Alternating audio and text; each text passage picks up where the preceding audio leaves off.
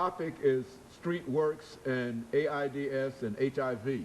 Of course, we have Ms. Spearman, Ms. Anderson, and Mr. Harleston, all organization members from Street Works, an organization that is headed by Mr. Ron Crowder.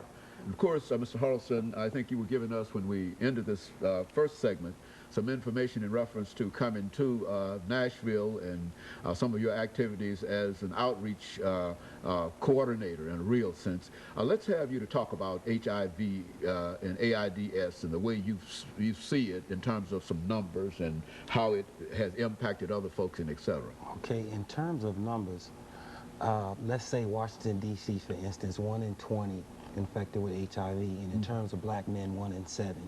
Here in the Nashville area, it's 1 in 30 for black men and 1 in 160 for black women. And those rates are increasing, especially among crack-addicted black women and the older population, because the older population seem, you know, that they're past that stage. And no one's past the stage of becoming infected with HIV. I think there's 40,000 newly infected HIV cases in the United States per year. So at that rate. You know, and so in a real sense, what we're dealing with, Mr. Harleston, is a real epidemic. Yes. That people somehow, we hear people talking about HIV, AIDS every now and then.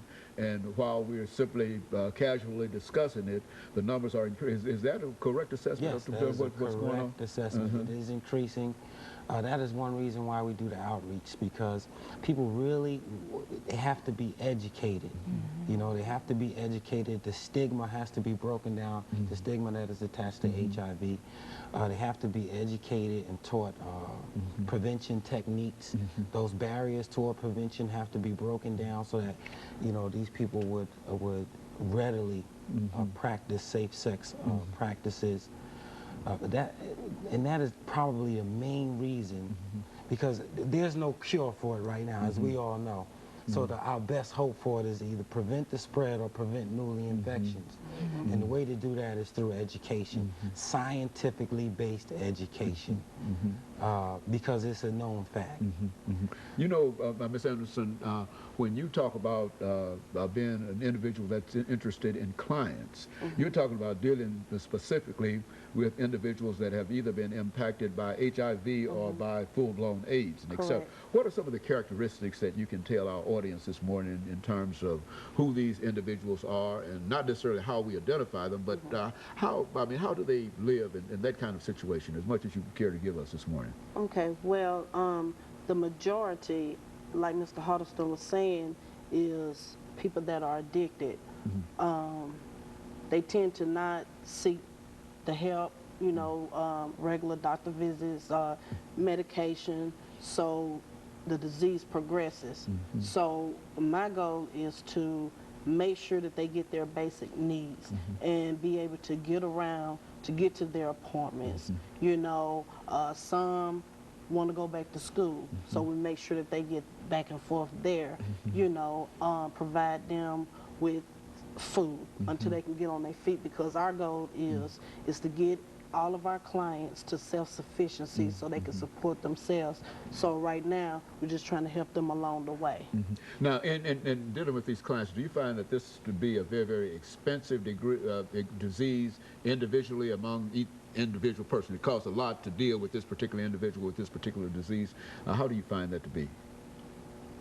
Is it expensive to deal with it? Is the medication expensive? I think it depends on the medication. It depends on the medication. Because I'm not on medications, so I really can't say on that part. But just hearing the different clients speak of it, some could be very expensive, and a lot of the clients depend on TennCare in order to get it paid for. But if they don't have any insurance, then they don't get any help. You know, so we try to help them, you know, give them the push, hook them up with other agencies that might can assist them in that area. And so what you're saying here is that you have to have a broad range of agencies outside of Street Works and et cetera, simply to help coordinate and getting persons over here who might need food, somebody over here who might need housing, somebody over here who might, and so you need almost every aspect of any kind of public situation that the government's involved in.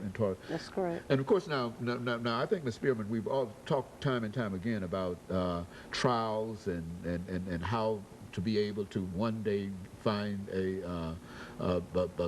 some kind of vaccine for this. How do we stand in reference to that? Well, at this point, we're still in a process now where we're still having clinical trials trying to determine different vaccines that's able to either slow this virus down or to keep it from progressing within the body. At this point, it's like I said before, it's in process, but there is all types of information available to educate the public about vaccines that are available to help the situation regarding this disease. What are you finding in reference to the individuals that you reach out for? Do they have any real problems in housing or any problems in definitely. Food and problems, you know, the Definitely. kind of social problems that people need to live in spite of the disease? And we'll speak to... like quite a few of them are not only HIV infected, but there are many of them that have other personal issues, mental health issues, addiction issues, alcoholism issues, and those issues also have to be addressed too.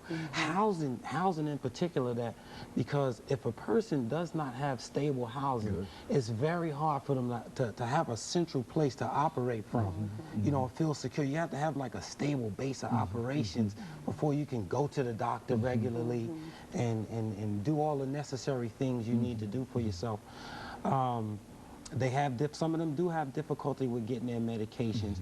Let's say you take an individual whose confidentiality has been broken at his job, and people over there are stigmatized about HIV, and he loses his job. Now it's a real big issue. So, and if he's living from paycheck to paycheck or even month to month, you know, next month, he very well may not have a place to stay. So here at Streetworks, we assist them in housing, food, transportation.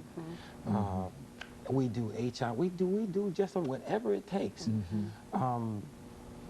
With the education and the prevention, we even, if it's necessary, if an individual wants us to come to their home, we will get in the car and come to their home. Whatever it actually takes for that person to get the necessary services they need in order for them to live a healthy life. Okay, very good. And of course, when we come back during this final segment, Ms. Harleston, we'll have the three of you to talk about what you consider to be some of the efforts that can be made. See, you're working with this problem, and by now you ought to have some ideas as to what the community can do in order to assist you, and et cetera. And so we'll be back with our audience following this very, very short commercial break.